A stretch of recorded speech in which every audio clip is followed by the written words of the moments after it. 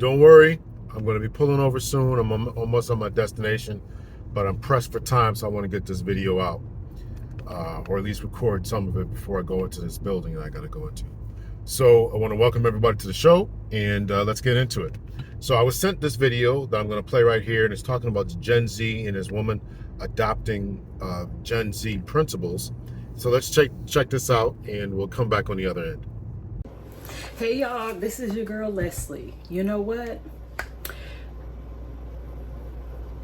I think that I'm going to adapt the Gen Z's mentality. And I think it's the best thing for all of us to do. And you say, girl, what is the Gen Z? Are you sure about that? Yes. Because one thing about the Gen Z is they really don't care. They will start a job today and they'll walk off of it this afternoon. They don't really care. They're not loyal to these companies and these jobs. They're not loyal. And I don't care if it's a career. They're not loyal to it. But us Gen X's, oh, we loyal. You can be treating us like crap and we're going to show up tomorrow.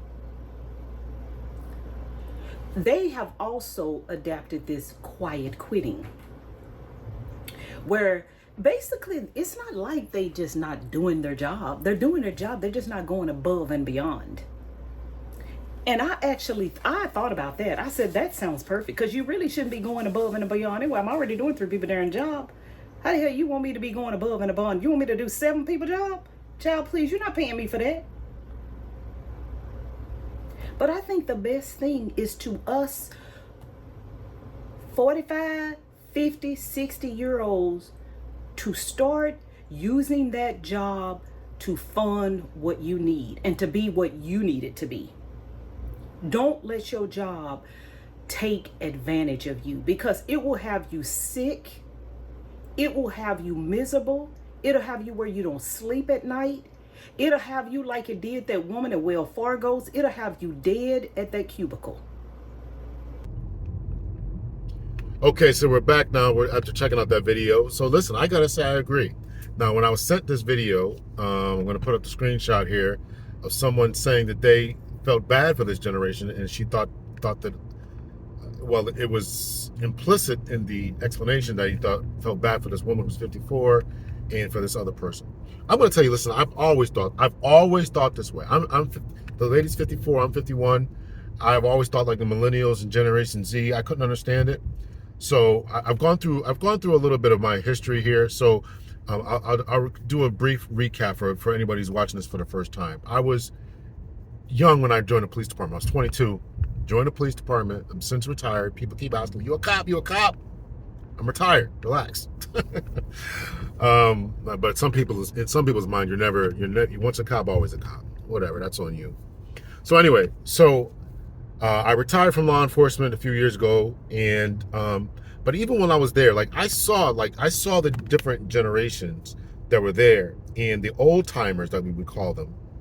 I think I gotta go to the left here. The old timers that we would call them, they would work every single extra duty and overtime job, right? So overtime is obviously another shift. The extra duty is whenever you see an officer standing on the side of the road with a fluorescent jacket on or something like that, right? That's overtime. Maybe even the basketball games, the football games, those are all extra duty assignments. I said overtime. They're all extra duty assignments. Sometimes they're called private duty, things like that. But essentially, the format, the construction crew, they are the ones paying their salaries. You are not paying that officer's salary when they're on a private duty type of job. So relax. So it's those people. So you watch a football game and those guys, those cops are standing around there. It's the football stadium, the football teams, the NFL, whoever that is paying their. But I would see guys who work those types of jobs all the time. There would constantly be anytime the phone rang, they would be answering the phone. And it's not healthy. It's not healthy because they were never sleeping well. I worked the midnight shift, and I would see these guys, and they would never ever be sleeping well or for a long period of time. Looking for an address here. They would never be sleeping for a full 8 hours, and that stuff affects your health. That's why I think partly is what happened to me. 1579, 16. So so you got to watch it. So I said, and again, because I didn't have a father, I was like, you know what, I'm going to be somebody different. I'm going to be different. I'm not going to work all these different shifts and stuff, right? Because I'm missing out on sleep. I'm missing out on a proper diet. I'm missing out on my kids' time. I'm like, I'm not doing that. So when this lady says, shout out to her, I don't remember the name right now, but I'm sure, you know, it's obviously in the video there. When she says that she understands what these people are doing and she's not deciding to do this, I got no smoke for that. Take a look at what, you know, my grandmother was born in the I forget the exact date, 1915 or so, something like that. She was a product of going through the, you know, I think, you know, she was probably a young baby when World War I was going on. She grew up during the Great Depression. Like all this stuff, man. And you know, so then you get World War II, right? And there's a shortage on items. And this is, you know, a longer conversation that this generation or the millennial generation is going to be emotionally scarred, because those people were emotionally scarred. Those who have gone through, those people, you know, the silent generation and the silent generation, baby boomers, the greatest generation, those people. So, you know, grandfathers, great grandfathers, etc., who fought World War I and World War II and went through the Great Depression in the 1920s and all that. They went without a lot of things. We don't know what that's like. You know, as Generation X, we don't know what that's like. Really. I mean, unless you really grew up poor, and if you grew up poor in America, that's nothing in comparison to the poverty that's going on in other you know, third world countries. So you really didn't grow up poor. You know, even though we have a homeless epidemic today, you know, which is there's no reason for, but that's a whole nother thing. But I guess it could be part of this. So what I'm saying is that these people, you know, this millennial Generation X, they don't know what it's like to not go without. They don't know that, you know, they run out of shoes. They just go down the store, get another one, right? The government's giving them handouts and all this kind of stuff, right? There's even now, as I record this, it'll be I'm going to release this probably in November-ish. But by the time I record this, right, everybody's going off about, well, maybe I'll release it sooner. They're going off about the $750 that these hurricane victims are going to get. And I agree, it's not enough. But in particular, when you look at, and what they're upset about is you spent millions and billions of dollars towards Ukraine and towards the Middle East and those conflicts, you know, and we're gearing up for possibly another conflict, you know, with if you pay attention to geopolitical stuff, right? We're almost at 3 potential conflicts over what, you know? So when I look at this lady and listen to what she's saying, she's like, listen, I want to be a part of this machine, and for what? You work 40, 50 years in a factory. Some people who work 40, 50 years in a factory had their stuff taken from them, had their pensions laundered and stolen by crooked CEOs, and then they refuse to hold those CEOs accountable, right? They get Wall Street bailouts and stuff. I don't blame her for thinking that way. I didn't think that way. I'm not working and slaving away for forever. So when I retired from law enforcement,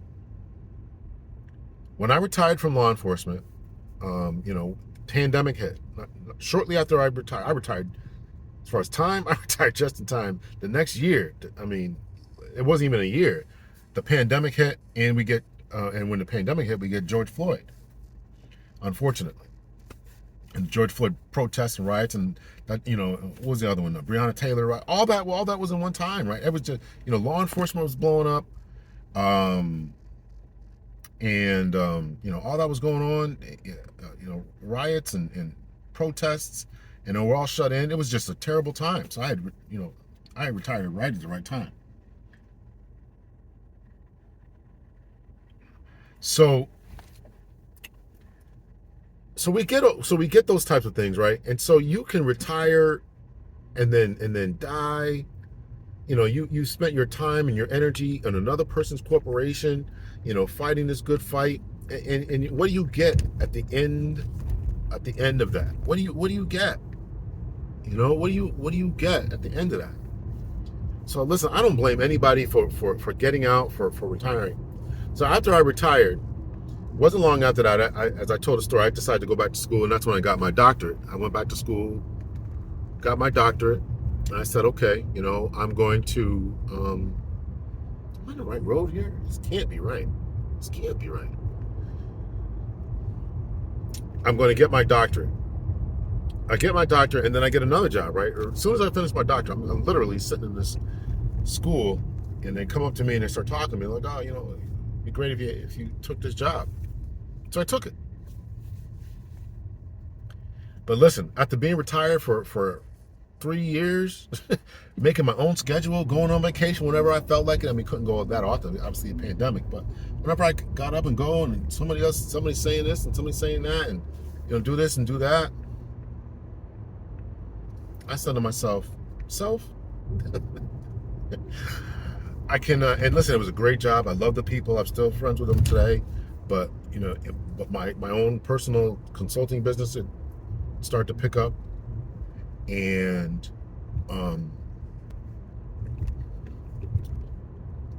so I said to myself, listen, I can't be a part of that. So when you look around in the world and you see yourself slaving away at companies that don't want to give you raises, don't want to meet corporate norms, doesn't want to do all that type of stuff, I don't blame people for not wanting to participate in that. It's absolutely crazy. Absolutely crazy. In law enforcement, a lot of times all these different companies, right, they started eliminating pensions and stuff. So that was a huge reason to get people into law enforcement, because when you retire, you get pensions. Now, even the city that I worked at and other cities I know, people they stopped doing pensions, right? So now they're just going to go to the place that's going to do the best job of matching your 401k.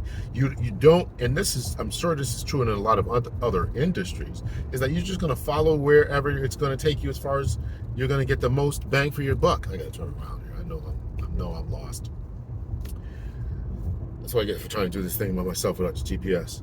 So listen, I don't blame people for wanting to start their own businesses, for wanting to be free and independent as Uber drivers or whatever. I know it sucks as far as health insurance, but I don't blame that lady at all. I don't blame anybody who thinks like that. I don't blame millennials or Generation X or Generation Z for saying, listen, this job ain't for me. And as I start to tell, I worked at this job. It was a great job.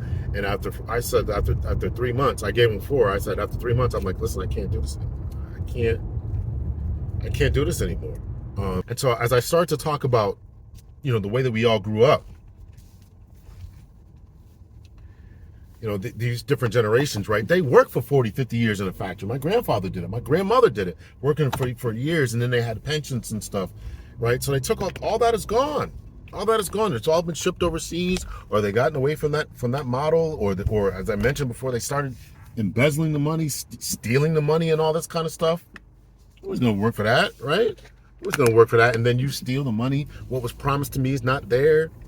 So I don't blame people for celebrating today, living today, wanting to go hike in the woods. People, there's a group of individuals, getting tiny houses, or they are getting tiny. What else are they doing? Living in their cars, and just I don't blame them. I mean, I know it sucks for family. I know it sucks for having children. I know that sucks. But getting off this corporate plantation, and we got a bunch of politicians. We got a bunch of politicians who their approval rating for Congress is what, 9%, 7%, something like that.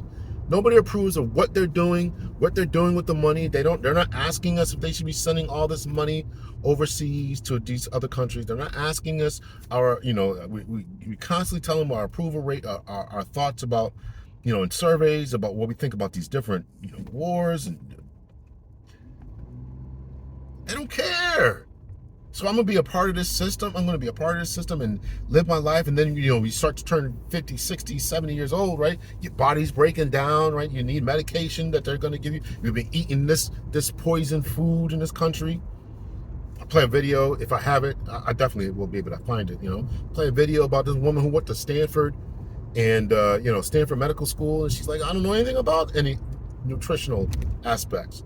That ought to be a crime. It's not an overstatement to say that I learned virtually nothing at Stanford Medical School about the tens of thousands of scientific papers that elucidate these root causes of why American health is plummeting and how environmental factors are causing it.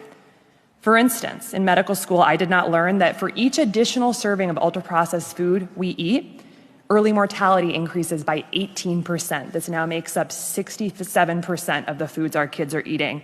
I took 0 nutrition courses in medical school. I didn't learn that 82% of independently funded studies show harm from processed food, while 93% of industry-sponsored studies reflect no harm. In medical school, I didn't learn that 95% of the people who created the recent USDA food guidelines for America had significant conflicts of interest with the food industry. I did not learn that 1 billion pounds of synthetic pesticides are being sprayed on our food every single year. 99% of the farmland in the United States is sprayed with synthetic pesticides, many from China and Germany. And these invisible, tasteless chemicals are strongly linked to autism, ADHD, sex hormone disruption, thyroid disease, sperm dysfunction, Alzheimer's, dementia, birth defects, cancer, obesity, liver dysfunction, female infertility, and more. In my opinion, it's malpractice. It's malpractice. Listen, so I don't blame, if you're a young person, and not only that, but look at the American dream, right? Go to college, right? Now college, before college was cheap. If you had to pay it all. If you had to pay it all, it was cheap. And in some countries it's still free. Now you're going in $100,000 worth of debt. And this is all Congress. It's Congress who sets these interest rates. It's your elected officials who are saying this is what this is going to be. It's your congressional leaders who have constantly sold us out and all this, right? So they ship jobs overseas. There's a guy I listen to. He doesn't talk to public speaking as much. Noam Chomsky. He used to talk about, the reason that nobody's complaining about, all the military stuff that we got going on is because there's no jobs. If we had jobs, factory jobs and all this kind of stuff, and they were making your kids, sending them overseas, right? There's no alternative, essentially. It's absolutely not. And that's why they're not going to make any alternatives, because they want to keep this military industrial complex going. It's really a terrible, terrible situation that we're in. So we look at not only that, but there's the military situation I talked about, but talked about the college situations where the price of college has gone through the roof. And then what do you get for it, right? What are the people majoring in? It's just nuts. People are majoring in some silly stuff, and and what does that do for the productivity of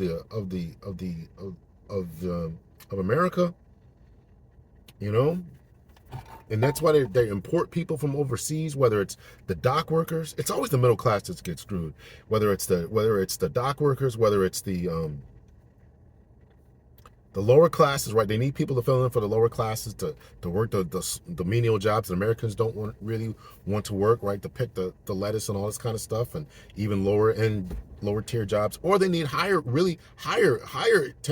tier people as well, right? These STEM fields and stuff, right? They need people to work those, right? These people from other countries come over to the U.S. because of our technology and stuff, and then next thing you know, they're during this colleges, right? And our kids are being left behind, right? It's always the middle class.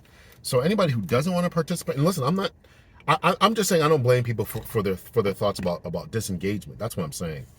I certainly, obviously, would believe that you should go as fast and far and take advantage of the American dream. If other people are cramming to get here to take advantage of the American dream, then take advantage of it, particularly for black folk who have systemically and traditionally not done as good a job as that. But I don't blame people for saying, listen, I'm 54 years old, and I've been slaving away at this factory that doesn't give me that constantly wants to eat into my health care, constantly wants to make me pay more for for co-pays, constantly wants to take my hours away, doesn't want to give me overtime, doesn't want to make sure I can increase my pay. I'm paying, in the last, 2 years or so, the price of food has almost doubled, almost, it's gone up, 20, 25, 30% or something like that. Rent has gone up. I don't blame. Listen, I don't blame people. I saw. This is why a lot of people are just like, listen, I'm out. There was a you click on, open up a new tab. Like when I open up a new tab, my computer, right, all this different stuff pops up. So there was one that popped up. I think it was from MSNBC or something like that, where a lady took her $1,300 a month, and she was a single mother. Took her 13 and moved to Jamaica and is living much better. I don't blame. How can I be mad at somebody for that? Right? And the food is better. The food is more natural. Listen, I think George Carlin, the comedian who passed away, said, they call it the American dream because you got to be asleep to believe it. You got to be asleep to believe it. You got to be asleep to believe it. And people ask me all the time. People constantly ask me, they're writing me emails like, "You really want to leave?" And they think that you really want to be a passport, bro, and you really want to do that. It's not really about the women. It's really about the food, the environment, the relaxation. I don't want to sit in traffic, right? Getting up every morning, the crack of dawn, sitting in traffic wherever you live. You're sitting in traffic to get to work. You're going into some drive-through that they constantly, whether it's Dunkin' Donuts or the other place, Starbucks, right? Constantly raising the price of this stuff. The stuff is poison. It's no good. Paying $5, $6, $7, $8 for this drink that is no good. You drink half of it. For what? For what? For a company that, again, is not appreciative of you as an individual, as a person. They're only concerned about their bottom line. And if things don't go right, they'll close up shop on you and ship your job overseas, or outsource it, or get somebody else to do it. Or no, I know the guy who, I believe it was a man who wrote me this, and I'm not going to put his email up, but I don't blame people at all. I don't blame you. I don't blame you at all. I don't blame you at all for doing this. If I had a skill, well, if I'm a young guy, here's what I would say to you as a young man. Get yourself a skill, IT, cybersecurity, something that is marketable that you Google around, look at what you can do, work online, do it. I would if I'm a young dude, man, if especially if you're in shape, get like a certificate of I don't want to say professional health certificate. What is that? When you help people work out. The term is eluding me. I almost had it there. But when you help people get in shape and all that, I'll put the term up there. It's eluding me right now. But you all know what I'm talking about, right? Personal trainer. Why was that so hard for me to think about?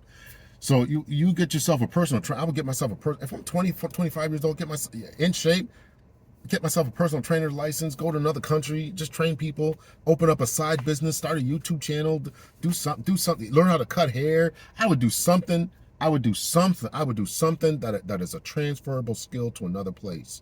Learn how to drive trucks, get a CDL, go overseas, or but you got to watch what you do, because they're not going to let you come over there with a CDL and take the jobs away from those people over there. So you got to be careful about that. So you got to do a little bit of hunting around and research and Google and stuff. But you got to figure out. I don't blame anybody. I don't blame anybody for that. And then you got to be good with your finances and your money. 20%. 10, 15, 20%, between 10 and 20%, or I should say 80%, 80 to 90%. Let's go with 80% of your income is what you should be spending. The rest of it you should be saving, whether it's 5%, if it's 20, you want to say 10%, if you want to say 20% of your income, I would say 10% into a fund that you can touch, a money market account, which gets you more savings than whatever, than a regular savings account. And then put something into an IRA or to Bitcoin or stock markets or something like that. I'm not a financial guy. Talk to a financial person who understands all that. But something that you can touch in case you have an emergency, and something that you can't touch that's building towards your wealth and towards your future. And that's particularly important if you have your own barbershop or construction company or moving company or something like that. You really got to do that. So that's what I would do. I don't blame anybody for wanting to leave. The American dream after World War II, you know, what it's eluding me right now. But after World War II, they said, I think it was the Marshall Plan, where they're going to build up the rest of the world, or you know, the countries and all that, ship jobs overseas and all the kind of stuff. But they left us with the bill, took education, trade education out of the public schools, which is something that black folks in particular relied upon. Took all that out the schools, took it overseas and all this kind of stuff. And now what are we left with in 2024, right?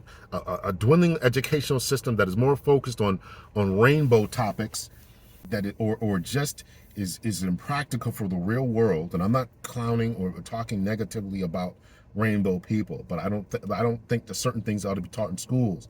Certain things, what you ought to be teaching in schools, of how to read, write, multiply, divide, and conjugate verbs and sentence structure, right? That's what I think you ought to be learning in schools. But this other stuff that's going on, it's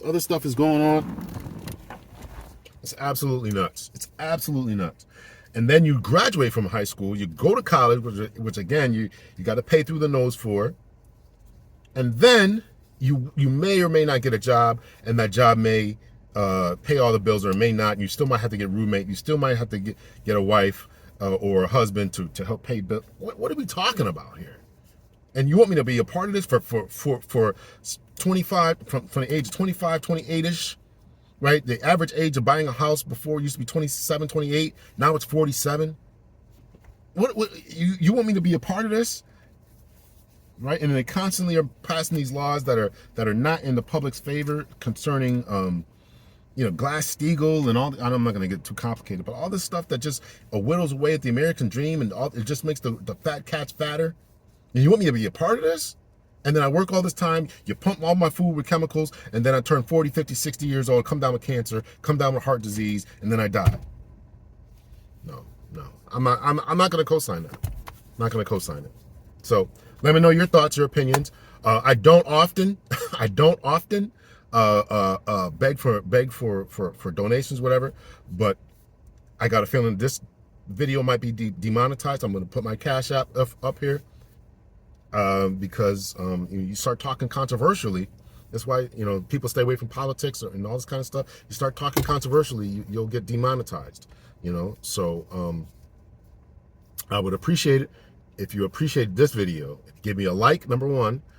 Number two, give me a sub if you're not subscribed. And number three, you want to buy me some lunch, send me a Cash App. But no, I'm not going to co-sign. I absolutely agree with the lady. I think she's 1000% correct, and shaming us for waking up to this at 50 in our 50s. At 54, she woke up. At 50, I was 50 when I woke. I was younger. I was like, I'm going to do 25 years in the police department, good pension, all that kind of stuff. I'm going to get out. And I had even at the time I was married, I was like, I'm going to live on an island. That is still my goal, still my purpose, to get out of here, to leave, and all this kind of stuff. I've been hindered by the pandemic and by a few medical issues. But as soon as I'm good to go, I'm out. I want better food. If you got better food, your healthcare doesn't. We're going to decline eventually, but the healthcare doesn't really need to be all that. So better food, where it's not poisoned all down, and just a better environment where it's not so stressed. And that's why I left. That's why I left the job at the university. It's like, no, I'm not doing that anymore. So listen to the lady. I thank you for the video. Keep making more of them, and let me know your thoughts, your opinions. Much love and peace. Please consider buying me some lunch, because I got a feeling this is really negative, and I might get demonetized.